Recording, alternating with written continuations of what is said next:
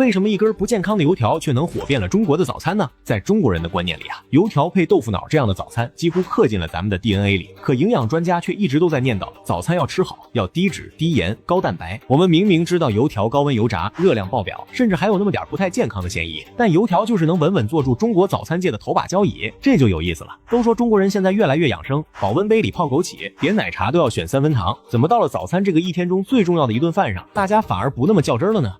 油條的国民度有多高呢？在哈爾滨的紅砖街早市，近500米長的街道上聚集了200多個攤位，現炸的油條永遠是排隊最長的。在河南開封，一種叫油條灌蛋的新吃法，把雞蛋液灌進現炸的油條裡2次油炸，這幾年的確是挺火。甚至呢，油條在北京還衍生出了黑芝麻、芝士、麻薯等花式口味的，這可不是小打小鬧。數據显示，中國早餐市場規模已經接近1.5萬億元，而油炸類食品就占了將近1/3。光油條這一個品類，整體市場規模就約2500億元。2500億什麼概念？比很多行業的全年產值都高。而且油條還在不斷進化，以前你只能在早餐攤上現買現吃，現在速凍食品品牌們早就盯上了這塊蛋糕。千味央廚、德利斯、樂瑤居這些名字你可能不熟悉，但他們推出的灌蛋油條、蝦心油條、牛奶夾心油條已經悄悄塞滿了超市的冷櫃。2025年，千味央廚又上新了灌蛋油条產品，空氣炸鍋6分鐘就能搞定一份早餐。而油條這個誕生於南宋年間的老古董，據說當年叫油炸燴，是老百姓為了解恨發明的。然而在將近1000年後，油炸燴不僅沒被淘汰，反而換了個名字後就活得更滋潤了。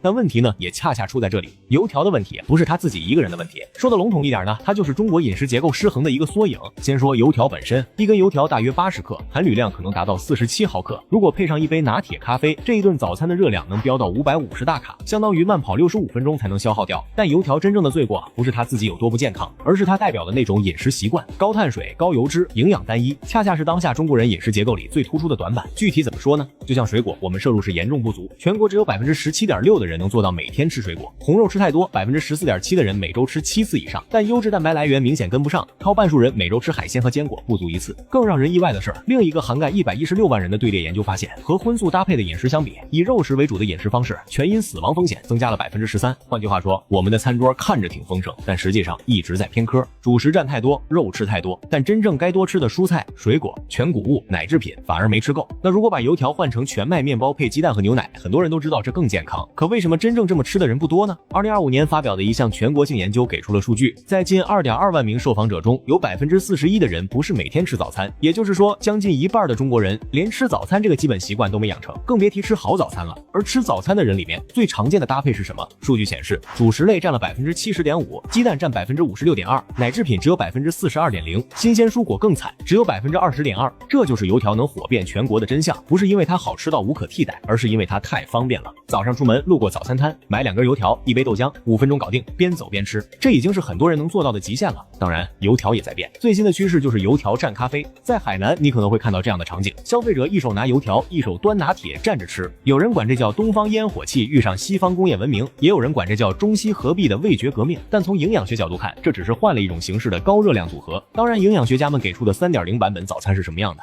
低溫慢炸的藜麥油條可以減少90%吸油量，配阿拉比卡咖啡萃取的植物奶泡沫，再加點 L 阿拉伯糖的防弹咖啡蘸料，聽起來很美好。但你要問老百姓願不願意花這個錢，費這個事，答案肯定是否定的。所以油條能活這麼久，不是因為它健康，而是因為它便宜、方便、好吃。這3個詞恰恰也是阻礙中國人走向健康飲食的原因。中國有句老話叫病從口入，放在今天，這句話依然對，只不過病的來源可能不再是吃不飽，而是吃得太任性。早餐要吃好，油條可以偶爾吃，但更重要的是，別讓你的吃得好只是嘴裡的味道，而不是身體裡的營養。畢竟身體這個賬欠多了是要還的。